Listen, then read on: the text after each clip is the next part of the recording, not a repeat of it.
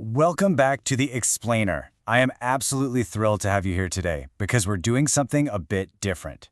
We aren't just looking at a single isolated symptom, and we definitely aren't just hyping up a single supplement. Instead, we are constructing a comprehensive, expert-level systems biology map. We're going to explore the deeply interconnected network of stress, sleep, and metabolism. For a long time, we've treated fatigue, insomnia, and metabolic crashes as completely separate, isolated issues. But modern clinical evidence tells us they're inextricably linked. It's a single biological system.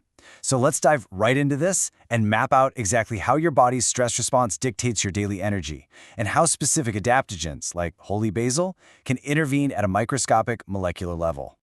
Here is our agenda for today's clinical grand rounds. First, we'll cover the HPA axis dysregulation.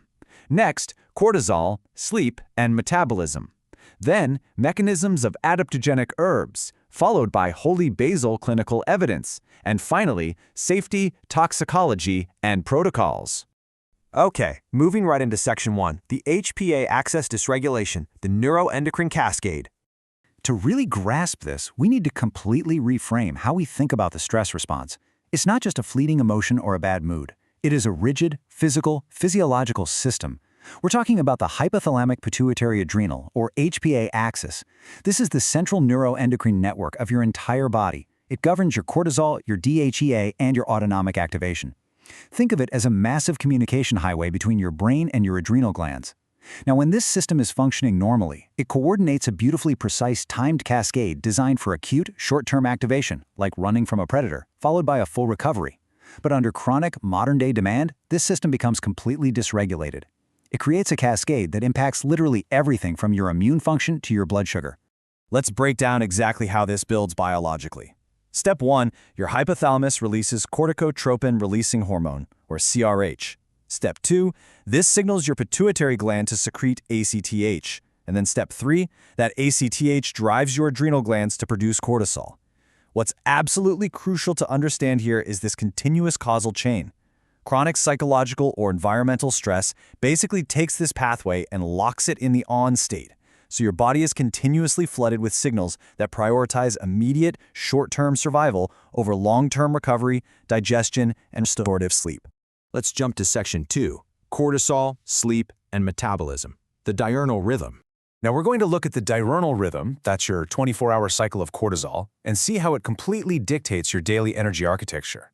In a healthy, balanced system, your cortisol hits its nadir, its absolute lowest point, around midnight. Then it peaks right around 8 a.m. to wake you up and get you moving. But when that HPA axis is dysregulated, that entire curve shifts or even flattens out. An inverted curve leads to that classic afternoon energy crash, typically around 2 p.m., because your morning cortisol was simply too low. And here is where it gets really fascinating. A drop in nocturnal blood glucose can actually force the HPA axis to initiate an emergency glucose rescue, which prompts a massive spike of cortisol and adrenaline in the middle of the night. That right there is exactly why you might experience a 2 a.m. panic awakening, where your heart is racing and you're suddenly wide awake, unable to fall back asleep. It's not just in your head. It is mechanistically linked to metabolic instability. Furthermore, that elevated nocturnal cortisol has devastating downstream effects on your overall sleep architecture. It actively suppresses melatonin synthesis. On top of that, it dilutes the sleep pressure that's created by adenosine building up in your brain throughout the day. Essentially, it keeps your central nervous system trapped in a state of hyperarousal, so your brain is desperately trying to enter that deep, restorative, slow-wave sleep. But the biological signals pumping through your bloodstream are telling it that it needs to stay vigilant and awake. Let's map out the precise clinical progression of this stress. In the early hyperactivation phase, cortisol is being hypersecreted, which leads directly to sleep-onset insomnia. You just can't fall asleep. Then, in the altered diurnal rhythm phase, the curve literally inverts, leading to those terrible 2 a.m. panic awakenings we just talked about. Finally, in the exhaustion or burnout phase, you see systemic cortisol depletion, which presents clinically as severe, heavy morning exhaustion. Seeing this progressive network of dysfunction proves exactly why a single morning cortisol blood draw is medically insufficient to diagnose HPA axis dysfunction. You really have to evaluate the entire diurnal curve to see the whole system at work.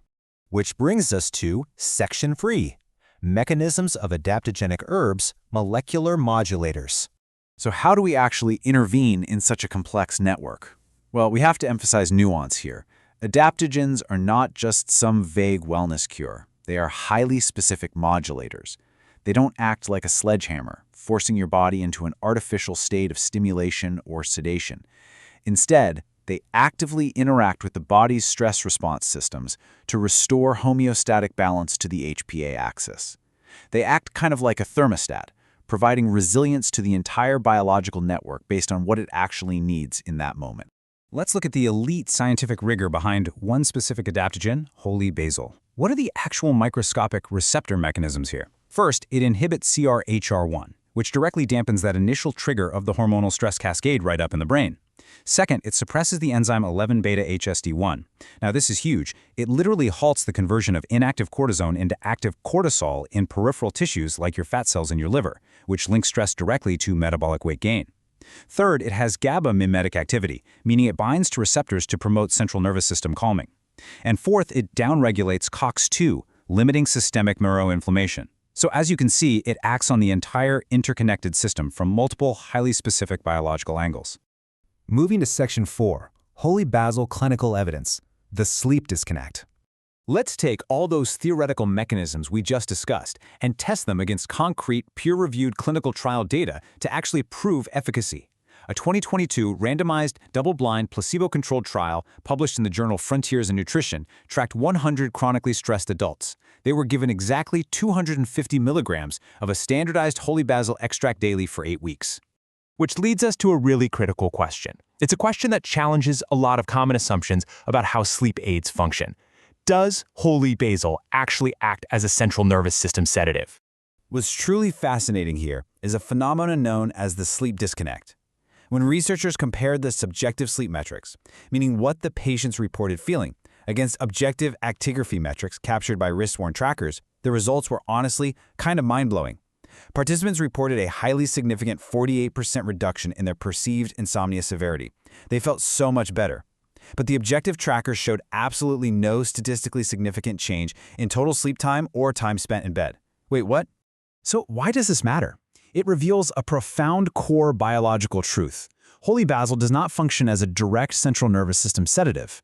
It doesn't artificially knock you out or force sleep extension like a sleeping pill. Instead, it acts as an anxiolytic adaptogen. It lowers the physiological spillover of your daytime stress. It lowers nocturnal autonomic reactivity and hyperarousal, so it alters the perception and the quality of the sleep experience. It makes the sleep you do get feel substantially more restorative and peaceful, entirely without the grogginess of a pharmaceutical sedative. And we can see exactly how it does that through salivary testing. During acute stress testing, the group taking the holy basil extract demonstrated significantly lower salivary cortisol reactivity compared to the placebo group. By lowering those acute stress markers and dampening that HPA axis overactivity we discussed earlier, it effectively creates the proper biological environment necessary for restorative sleep to naturally occur. Finally, let's cover Section 5, Safety, Toxicology, and Protocols, Clinical Vigilance. Because these are incredibly potent biological modulators, they come with genuine, system-wide risks that absolutely must be managed. Consider this highly alarming reality.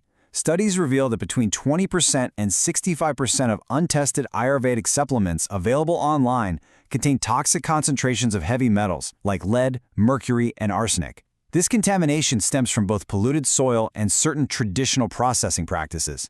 This isn't just a minor issue, it's a severe public health reality.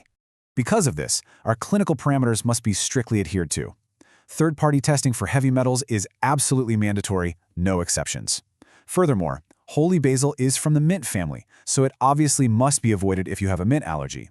The active compound eugenol carries genuine toxicity risks if taken at massive doses. It is strictly contraindicated during pregnancy, lactation, and for anyone trying to conceive due to animal studies showing potential effects on fetal development. Finally, it can interact with pharmaceutical medications, potentially decreasing the efficacy of thyroid hormone drugs and increasing the risk of bleeding if you're on coagulation medications. True systems biology requires respecting these constraints. Which brings us to the end of our current map today, but certainly not the end of our exploration. Remember, we never treat a conclusion as an endpoint. It's always the beginning of a deeper investigation. If adaptogens like holy basil can so profoundly modulate the HPA axis, What undiscovered feedback loops exist between the gut microbiome, metabolic inflammation, and our fundamental biological resilience to stress? How do the microbial metabolites in our gut dictate the availability of neurotransmitters like GABA and serotonin in the brain? I'll leave you with that provocative thought. This system is infinitely complex, and our investigation into it is continuously expanding. Thank you for joining me on this explainer, and keep asking the deep questions.